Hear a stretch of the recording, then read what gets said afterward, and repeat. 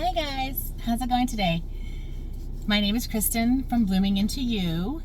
You can find me at bloomingintoyou.com. I have a lot of content there. I have a lot of blog articles, and I have, I forgot to mention this in my intro, I have a podcast called Try Self Love that I did with a coaching friend for about a year and a half. We have about 50 episodes, so you can check those out on wherever you listen to your podcasts.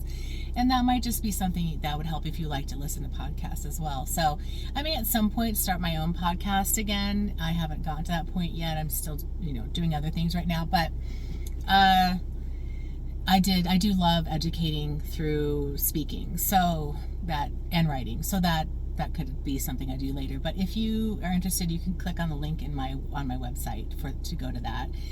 And I also have a new freebie. Okay, it's just a 3-part video course called the Healing Journey Starter Kit. I can never remember the name of my thing, and that's at www.bloomingintoyou.com/freebie. So you can coach with me. You can do one-on-one sessions. Obviously, you can do one session, or you can do many. I mentioned this in the written part of my last video, but through time with working with clients, I've found that 8 sessions is a sweet spot. Sometimes people want to do a couple more or several more.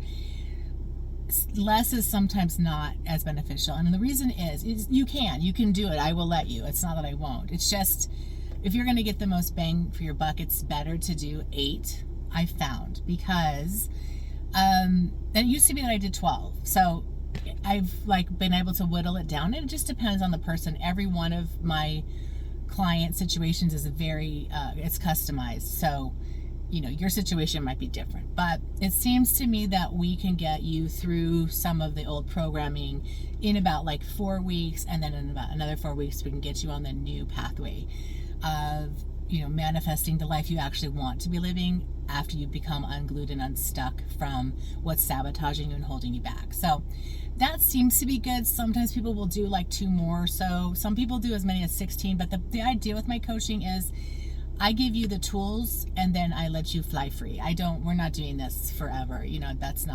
Coaching isn't therapy, so it's not designed for you to be doing this forever and ever. If you want to be in therapy while doing coaching with me, a lot of people do that, and that seems to be very helpful as well. So anyway, that's just kind of some housekeeping. What I was going to talk to you about today is, a lot of the times when we have been traumatized, we don't listen to our inside cues, our intuition, our internal cues that say, I am being hurt, and I am being disrespected, and I am feeling very, very scared and bad and anxious inside myself. Somebody once upon a time didn't let us feel what was going on. Let's say you had a home life where where there was alcohol abuse and just physical or verbal and definitely most likely emotional abuse going on, perhaps sexual. Okay, and some of these topics I bring up can be quite triggering, so please let me just realize that they might be, but I try not to just hit very hard, but I'm very open and transparent when I talk about hard things. Okay, so just be prepared for that, and you don't have to listen to my videos or watch them if you do not like what I'm saying. That's fine. If I'm not for you, please don't. Okay, this is the lesson of the whole video. I just realized it's whatever hurts you and whatever makes you feel bad around somebody else, don't be around that person, period. Okay, that's not an easy thing to do when you're in a toxic relationship with someone and you love them. You're trauma bonded to them, but you love them, because you do. On some level, and some part of you does love and need that person that you're trauma bonded to, let's say. Now, this doesn't have to be a relationship. This could be every time I eat spaghetti, I feel exhausted and I feel my energy has been drained. Okay? It can be food. It can be, wow, alcohol is poisonous, and I just started realizing I do not like being hungover. I do not like feeling like I can't think at work because I drank so much last night.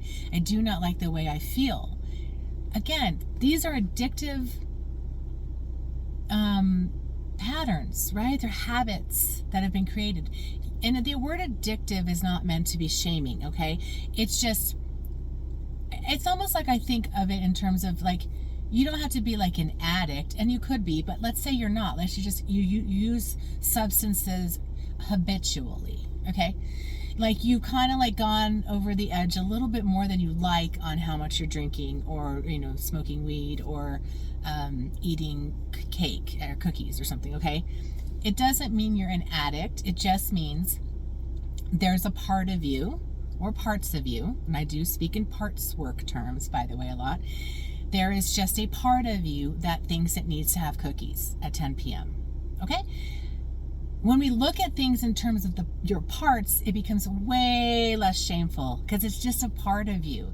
Once we know that part, we work with that part in our coaching so that you can be pulled back more into who you really are as a self. And that self is like a higher self, your soul self, the part of you that's connected to something greater than you can look at, or just your authentic core self. However you want to phrase it and name it is just fine. There's no right or wrong, okay?